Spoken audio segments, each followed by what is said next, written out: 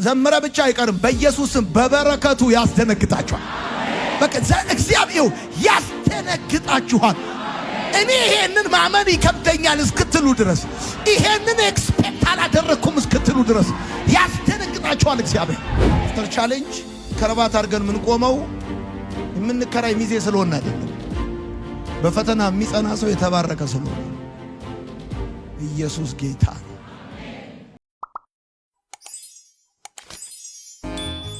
በያዕቆብ መልእክት መጽሐፍ ምዕራፍ 1 ቁጥር 12 ላይ እናወጣና እንቆማለን። እንደዚህ አነባለሁ። ቁጥር 12 በፈተና የሚጸና ሰው የተባረከ ነው፣ ምክንያቱም ፈተናን ሲቋቋም እግዚአብሔር ለሚወዱት የሰጠውን ተስፋ የሕይወትን አክሊል ያገኛል።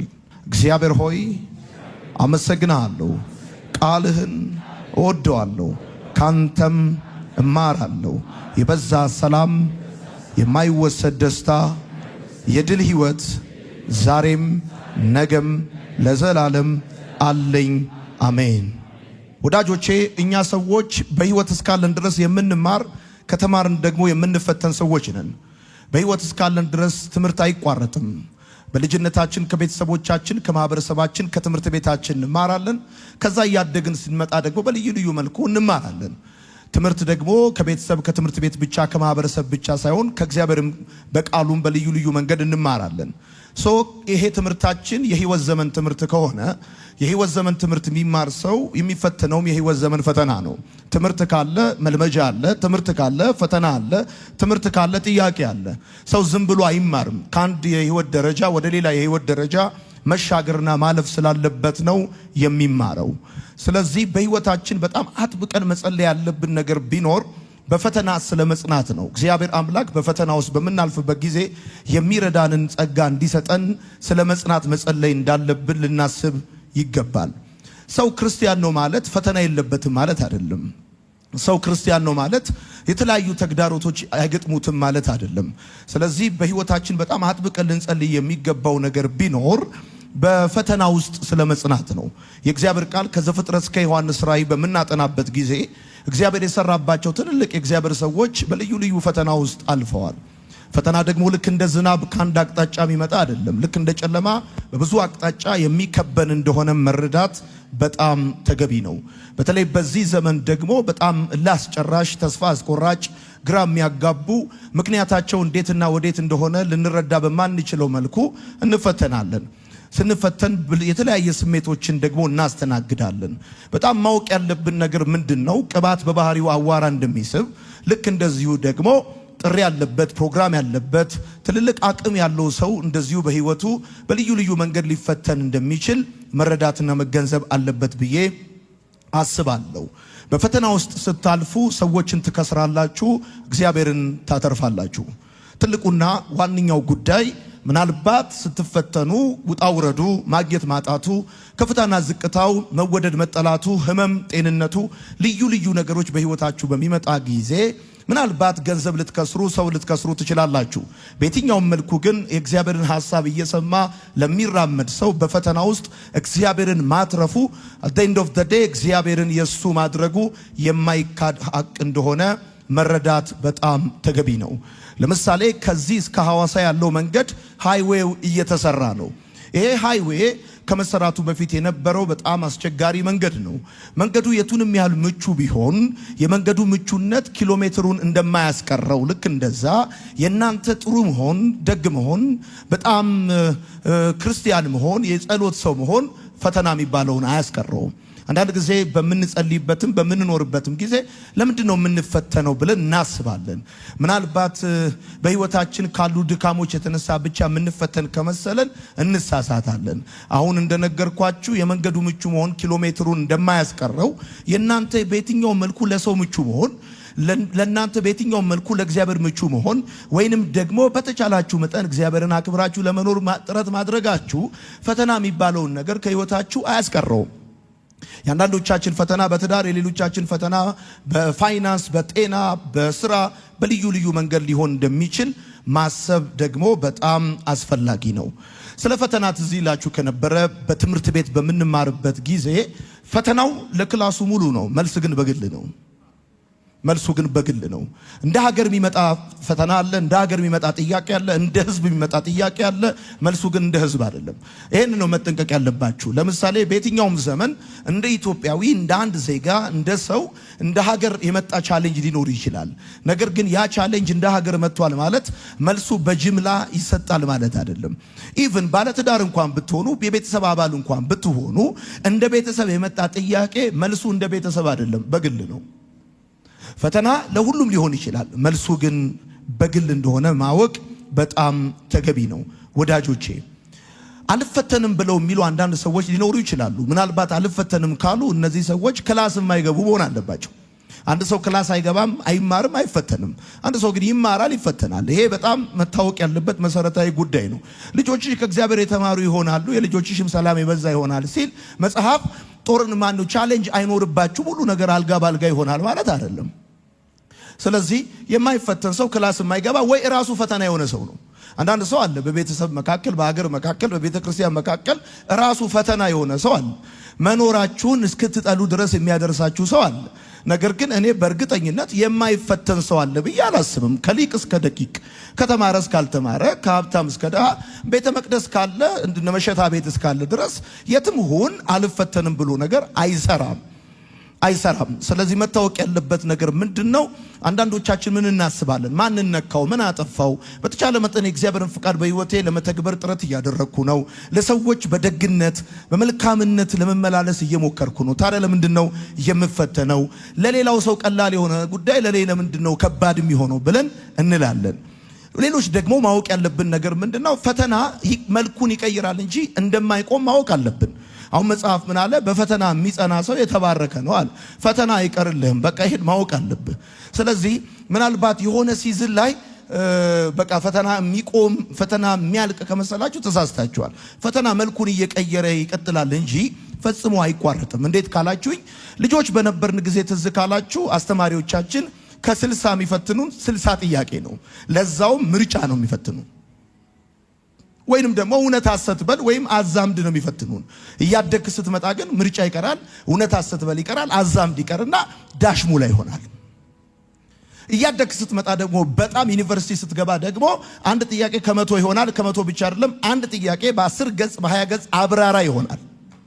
ስለዚህ ክላስ በጨመርኩ ቁጥር የፈተናው አይነት ይቀየራል እንጂ ፈተናው አይቀርም። ለምሳሌ አሁን ስትረግል እያረክ ያለው ፋይናንስ ነው። ፋይናንሱ መልሰህ ስትጨርስ ትዳሩ መልሰህ ስትጨርስ ልጅ መልሰህ ስትጨርስ እንደዛ ያለ የፈተናው መልክ ይቀይራል። የመጀመሪያ ሰሞን አካባቢ አውጣኝ ሊሆን ይችላል። እንደ አገልጋይ አሰማኝ፣ ይስማኝ፣ ፍጥረት ይስማኝ ምናምን ሊሆን ይችላል። ስለዚህ የመጀመሪያው ተግዳሮትህ መሰማት፣ መታወቅ፣ አደባባዩን መያዝ ነው።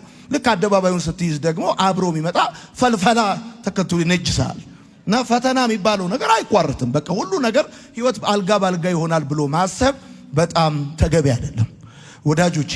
ሌላው ስለ ፈተና ማወቅ ያለብን በፈተና የሚጸና የተባረከ ነው ሲል መጽሐፍ ቅዱስ ስለ ፈተና አንዳንድ ጉዳይ ማወቅ ስላለብን ነው። በፈተና የሚጸና ሰው ነው የተባረከ።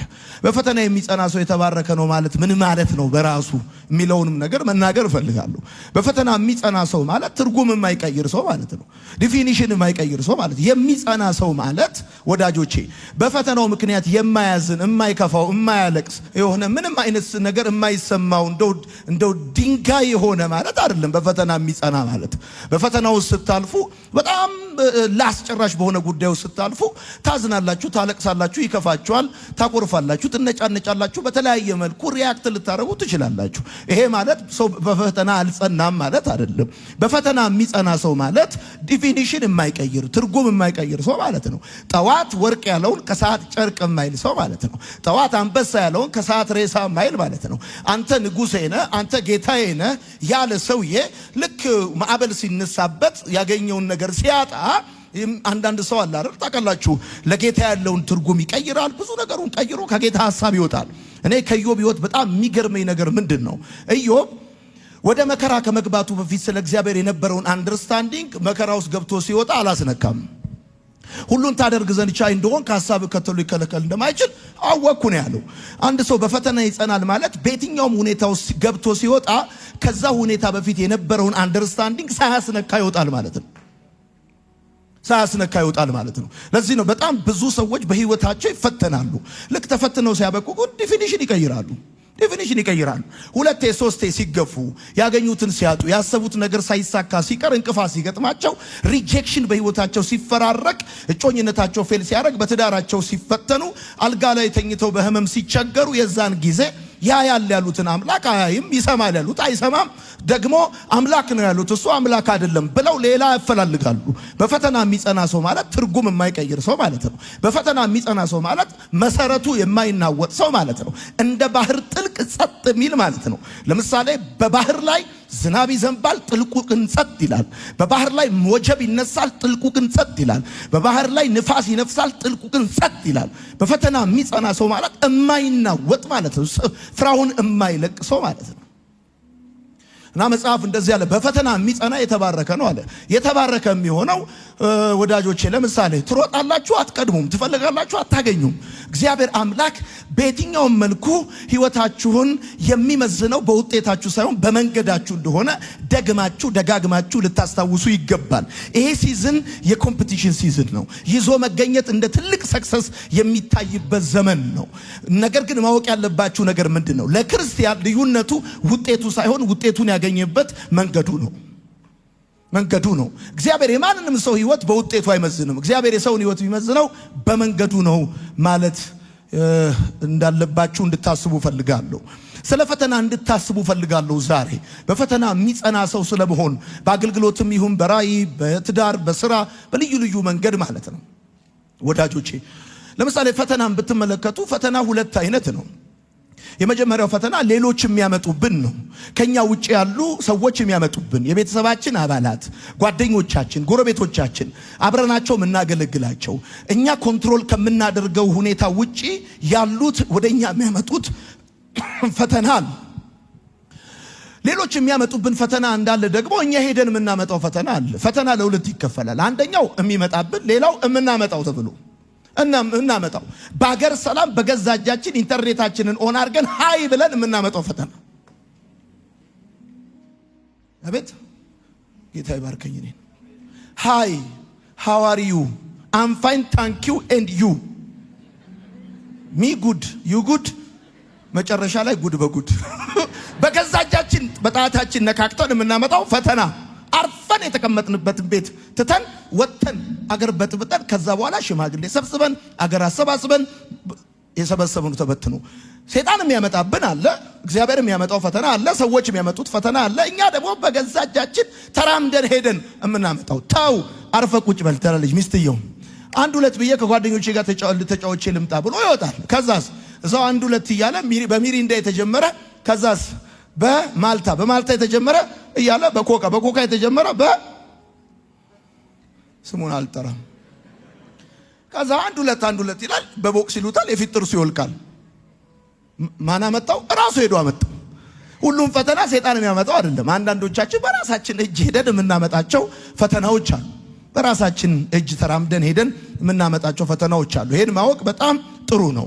ኦኬ ወዳጆቼ ለምሳሌ ሌሎች ለምን ይፈትኑናል? እኛን ለምሳሌ እግዚአብሔር ለምን ይፈትነናል ቢባል ስለሚተማመንብን ነው የሚፈትነን። እግዚአብሔር በክፉ አይፈትነንም፣ ስለሚተማመንብን።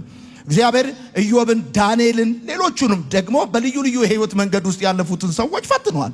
ሲፈትን ግን ስለሚጠላን ስለማይወደን ምናምን ሊጥለን ፈልጎ አይደለም፣ ስለሚተማመንብን ፈልጎ ይፈትነናል። ስለሚተማመንብን እሱ ብቻ አይደለም፣ ጣዖታችንን ሊሰብር ፈልጎ ይፈትነናል።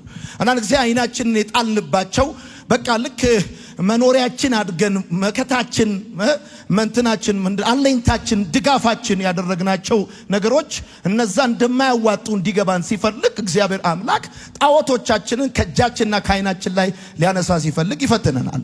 እግዚአብሔር ስለሚተማመንብን ሲፈትነን፣ ሰዎች ደግሞ ስለሚጠረጥሩን ይፈትኑናል። ስለሚጠረጥሩን ደውለው ሳይቸግራቸው ብድር ይጠይቁናል። እኛም ደግሞ ገንዘብ ላይ ያለን አቋም ጥሩ ማለት ቆንጆ ነው የለንም እንላለን። ደግሞ የሚጠይቁን እቁብ እንደወጣልን አረጋግጠው ነው።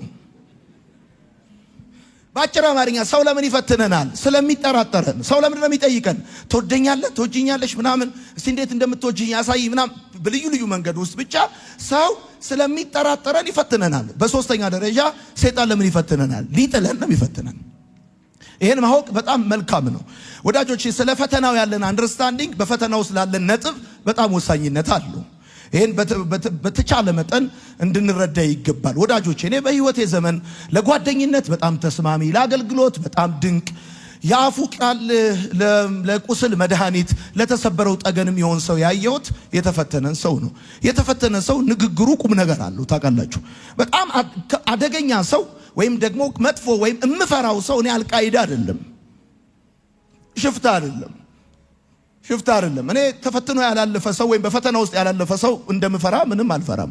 ምክንያቱም የተፈተነ ሰው አይፈርድባችሁም፣ ይራራላችኋል፣ ይረዳችኋል እንጂ አይፈርድባችሁም።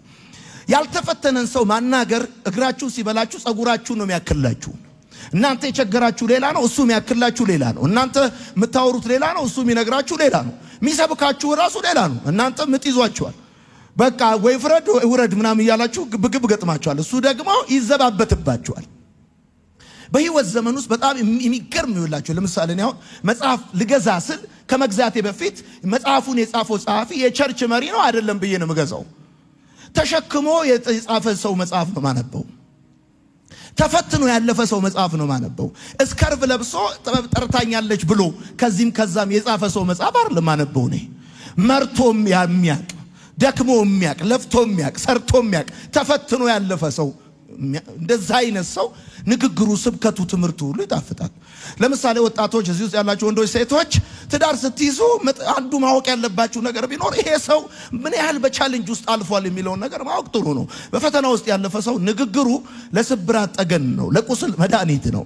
ንግግሩ ይገርማችኋል፣ ቁም ነገር አለው፣ ሰብስታንስ አለው ወዳጆቼ። እግዚአብሔር እንድንፈተን ለምንድን ነው የሚፈቅደው? ለምንድን ነው የሚፈልገው ብላችሁ ስትጠይቁ ወዳጆቼ ከትምህርት ቤት የተማርናቸውን ትምህርቶች እንረሳቸዋለን። ከፈተና የተማርነውን ትምህርት ግን አንረሳውም። ከትምህርት ቤት የተማርናቸው ትምህርቶች አሸዋ ላይ እንደተጻፉ ጽሁፎች ናቸው። ከፈተና የተማርነው ትምህርት ግን አለት ላይ እንደተጻፈ ጽሁፍ ነው። ባዮሎጂ ኢዝ፣ ኬሚስትሪ ኢዝ፣ ማቴማቲክስ ኢዝ፣ ፊዚክስ ኢዝ ብላችሁ የተማራችሁትን ብዙ ነገር ረስታችኋል። ከፈተና የተማራችሁትን ግን አረሳችሁ፣ አትረሱትም። እውነቴን ነው የምነግራችሁ። ያለ ማስታወሻ ደብተር በአለት ላይ እንደተጻፈ በልባችሁ ጽላት ላይ ተጽፏል። ከፈተና የተማራችሁ ትምህርት ይበልጣል ከትምህርት ቤት ከተማራችሁት። ለምሳሌ አንዳንድ ጊዜ በፈተና የሚጸና ሰው የተባረከ ነው ሲባል ስለ ፈተና ስታስቡ ስንፈተን እግዚአብሔር ዝም የሚለው ለምንድን ነው? አይሰማንም? አይወደንም? ስለኛ ግድ አይለውም? ያዕቆብ ብሏል እኮ መንገዴ ከእግዚአብሔር ተሰውሯል፣ ፍርዴን በአምላኬ ቸል ተብሏል። ለምን ትላለህ? አልሰማም አታቅም እንደተባለ ማለት ነው። እና አንዳንዴ ምን እናስባለን? ስንፈተን እንጮሃለን፣ እናለቅሳለን። አባ ነው ምንለው፣ አባ ነው ምንለው። በቃ ጌታ ሆይ አታየኝም ወይ አሰማኝም ወይ እንላለን። በዛ ጊዜ ደግሞ እግዚአብሔር ዝም ይላል፣ ጸጥ ጭጭ። በኢየሱስ ስም በዚህ ብትሉት በዛ ብትሉት፣ በዚህ ብትሉት በዛ ብትሉት፣ ወዳጆቼ እግዚአብሔር ዝም ይላል፣ ጸጥ ይላል ስትፈተን። ለምን እንደው ታውቃላችሁ? በፈተና ሰዓት ዝም ማለት የአስተማሪው ባህሪ ስለሆነ ነው። ዶንት ፎርጌት ይሄንን። ከፈተና በፊት አስተማሪው ቾክ ይዛል፣ ዳስተር ይዛል፣ ይጽፋል፣ ያጠፋል፣ ኢትስ ክሊር ይላል፣ ኢንትሮዳክሽን ይላል፣ ምናምን ብዙ ነገር ይላል፣ ጥያቄ ያለው ይላል ምናምን። ልክ ፈተና ሰዓት ላይ ግን ጸጥ ይላል። በፈተና ሰዓት ዝም ማለት ያስተማሪው ባህሪ ነው። ፈተና ቅጣት አይደለም። አሁን ብዙ ጊዜ የሚመስለን ነገር እንደዚህ ነው። ብዙ ጊዜ ስንፈተን ምን በድዬ ነው ምን አጥፍቼ ነው እንላለን። ምንድን ነው ያጠፋሁት? ጌታ ሆይ ምን አረኩ ብለን እንላለን። ምክንያቱም ፈተናን የምንቆጥረው እንደ ቁጣ፣ እንደ ቅጣት፣ እንደ መቅሰፍት ምናምን ነው የምንቆጥረው። ነገር ግን ፈተና እንደሱ አይደለም ወዳጆቼ። ዝናብ በመልካምም በክፉም ላይ እንደሚዘንብ ፈተናም በሁሉ ላይ ይመጣል። ሁለተኛው ፈተና መሸነፍ አይደለም ወዳጆቼ። ዘር ባፈሩ ሲቀበር የሚሞት ይመስልሃል? የሚጠፋ ይመስልሃል? እንዳታስብ። ስትፈተን የምትሞት ይመስልሃል? ስታጣ ስለቸገረ ወይም የምትበላው ነገር ስለሌለ የምትሞት እንዳይመስልህ። ፈተና መሸነፍ አይደለም። እየተፈተንክ ነው ማለት ተሸንፋል ማለት አይደለም። እንደዚህ እንደሆነ ያበቃል ያልቃል ማለት አይደለም። ሶስተኛ ፈተና መጨረሻ አይደለም። ሌሊቱ የቱንም ያህል ቢረዝም መንጋቱ እንደማይቀር ያለበት ጥያቄ የቱንም ያህል ከባድና ጥልቅ ቢሆንም መልስ መምጣቱ ካለበት ሁኔታ መውጣት የማይቀር ጉዳይ ነው። አንድ ሰው ከኢየሩሳሌም ወደ ኢያሪኮ ሲሄድ ወንበዴዎች እጁ ገባ፣ ደበደቡት፣ ጥለውት ሄዱ አለ መጽሐፍ። ካህኑ መጣ፣ ይሄ ኤክስፔክትር ነው። ሌዋዊ መጣ፣ ይሄም ኤክስፔክተር ነው። ግን ሌላ መጣ፣ ሳምራዊ መጣ። ይሄ የተኛው ሰውዬ ከተኛበት ተነስቶ ቢቆም ሳምራዊ ይረዳኛል ብሎ ኤክስፔክት አያደርግም። ነገር ግን መጣ፣ ከተኛበት አነሳው፣ ቁስሉ ላይ ዘይት አፈሰሰ፣ አህያው ላይ አስቀመጠው፣ ገዝታውስ ከፈለለት። ይሄ የማይጠበቅ ሰው ነው። እንደነዚህ አይነት ሰዎች ከእግዚአብሔር ከእግዚአብሔር ዘንድ ከጥቅም ከውለታ ከጓደኝነት አይደለም ከእግዚአብሔር ዘንድ ነው።